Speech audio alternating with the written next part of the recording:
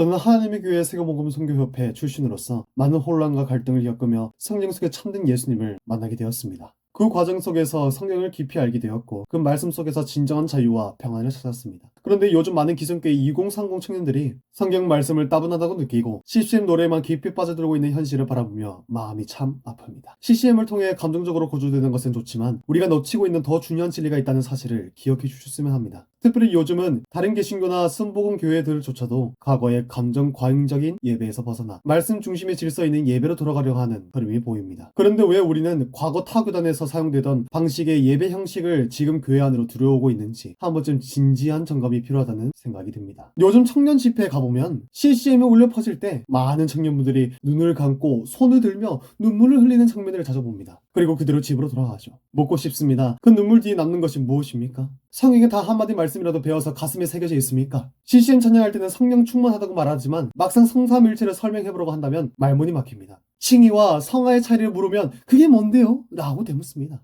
구원이 무엇인지 물으면 이렇게 답하곤 하죠. 아니 그냥 예수님 믿는 건데 왜 CCM만 즐긴다고 정지하시죠? 제 믿음은 하나님께 있으니 함부로 비판하지 마세요. 여러분, 이게 정상입니까? 히브리서 5장에서는 때가 오래되었으므로 너희가 마땅히 선생이 되었을 터인데 다시 하나님의 말씀을 초보가 무엇인지 배워야 할 처지라고 말하고 있습니다. 성경은 분명히 말합니다. 선장은 선택이 아니라 의무입니다. 우리는 지금 말씀보다 분위기에 익숙하고 있습니다. 설교가 길면 힘들어하고 교리 이야기가 나오면 지루해하면서 찬양 1시간? 그것도 CCM? 너무 좋아합니다. 혹시 신앙이 진리 위에 서 있는 게 아니라 감정 경험에 중독된 것은 아닌지 여쭙고 싶습니다. 마음이 뜨거운 순간을 하나님의 인자로 착각하고 차분한 말씀 공부는 따분하다고 생각합니다. 하지만 참된 신앙은 고전된 감정이 아니라 지속되는 진리 위에 세워집니다. 성경의 역사를 바라보아도 사도행전 2장 41절에 그 말을 받은 사람들은 침례를 받음에 이날의 신도의 수가 3천이나 더하더라라고 하였습니다. 여기서 그 말을 받은 사람들은 베드로가 전한 성경 기반의 복음, 즉 기별을 듣고 회개한 사람들이었습니다. 이 사건이 초대교회의 시작이었습니다. 왜 신천지나 하나님의 교회 같은 곳에 청년들이 속아 넘어갑니까? 그들이 강해서가 아니라 우리가 약해서입니다. 성경을 체계적으로 배워본 적도 없고 이단의 거짓 기별에 대한 반박 훈련도 없으면서 그저 이단인이 가까이 하지 말라는 앵무새와 같은 교육에만 익숙해져 있기 때문입니다. 왜 2000년 전 초대교회가 카톨릭과 같은 이단에 잠식되었는지도 모르기에 심지어 개신교의 원조가 카톨릭이라고 말하는 분들까지도 계십니다.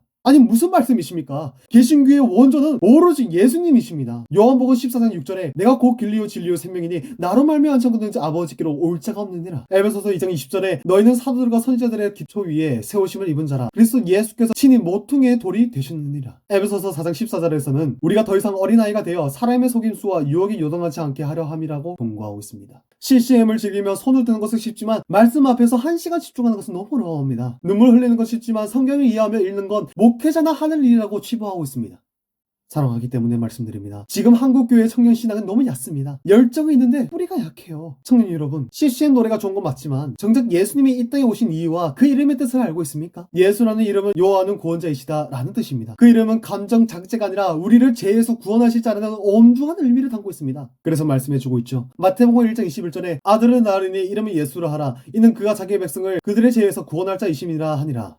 예수님의 고난 또한 단순한 감동 스토리가 아닙니다. 우리를 구속하기 위한 대속의 제물로서 겪으신 엄청난 희생이십니다. 이사야 53장 5절에 그가 찔림은 우리의 허물 때문이요 그가 상함은 우리 죄악 때문이라. 마태복음 20장 28절에 인자에 온 것은 섬김을 받으려 함이 아니요 도리어 섬기려 하고 자기 목숨을 많은 사람의 대속물로 주려 함이니라. 여러분, 예수님의 고난이 그저 울컥하고 많은 사건이 아니라 내 죄값을 치르기 위한 사랑의 확증이었음을 깊이 기억해 주셨으면 합니다. 우리가 소망하는 공헌은 단순히 교회에 나오거나 노래를 부르는 것으로 완성되지 않습니다. 십자가를 믿음으로 하나님의 관계를 회복하는 것입니다. 하나님은 단순히 인생의 위로자가 아니라 천국으로 이끄시는 우리의 구원자이십니다. 그래서 성경에서 말씀해주고 있죠.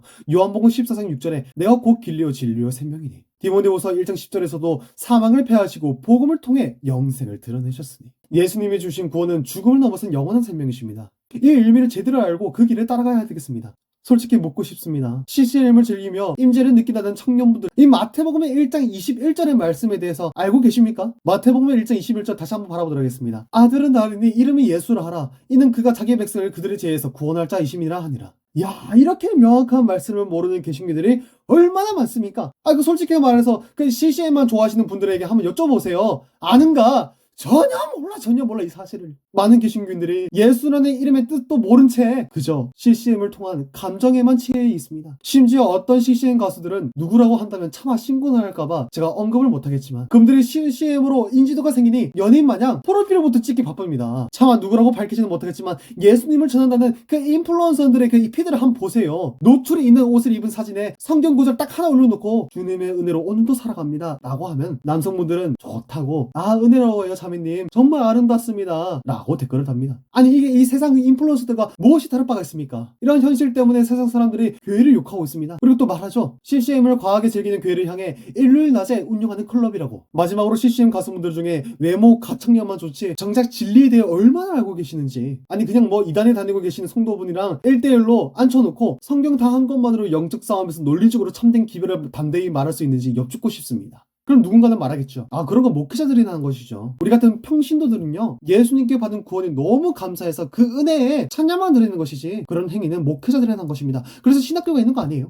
참으로 안타깝습니다. 이 행위는요, 단순히 목회자들만 하는 것이 아닙니다. 묻고 싶습니다. 여러분들 사도 베드로와 사도 바울 존경한다고 하죠? 근데 여기서 사도 바울은 이단 출신이었습니다. 이분들이 예수님 다음으로 당신들을 존경한다면서 정작 진리에 대해서는 진입장벽이 낮은 설탕보고만 좋아하고 믿음은 거기서 머물고 있습니다. 과연 사도들은 신학을 전공한 목회자였습니까? 아닙니다. 마태복음 16장 24절에 이 예수께서 제자들에게 이르시되 누구든지 나를 따라오려거든 자기를 부인하고 자기 십자가를 지고 나를 따를 것이니라 라는 말씀을 붙잡고 목에 칼이 들어와도 믿음을 고백했던 성경의 참된 기별을 사랑했던 사람이었을 뿐입니다. 진리이신 예수님을 숨기기까지 사람으로 섬긴 사람들이었을 뿐이었습니다. 여러분, 신앙은 감정 기복에 의존하는 것이 아닙니다. 진정한 구원은 예수 그리스도의 십자가의 대속 사역을 말씀을 통해 믿음으로 받아들이고 그 진리를 삶에 적용하는 것입니다. 오늘 이 이야기를 통해 여러분들이 진리를 다시 한번 되새기고 감정이 아닌 말씀 안에서 진정한 변화를 경험하시기를 간절히 바랍니다. 여러분들은 감정에 휘둘리는 유사 개신교인이십니까? 아니면 참된 프로테스탄트인으로서 진리 위에 굳건히 서 있는 제자이십니까? 여러분들의 모습을 되돌켜보며 들으셨으면 합니다. 주 하나님의 역사가 함께 하시기를, 예수 그리스도의 자비와 성령의 이끄심이 함께 하시기를 저는 간절히 소망합니다. 할렐루야. 주님, 불을 내려주십시오. 주님, 우리가 여기 있습니다. 주님.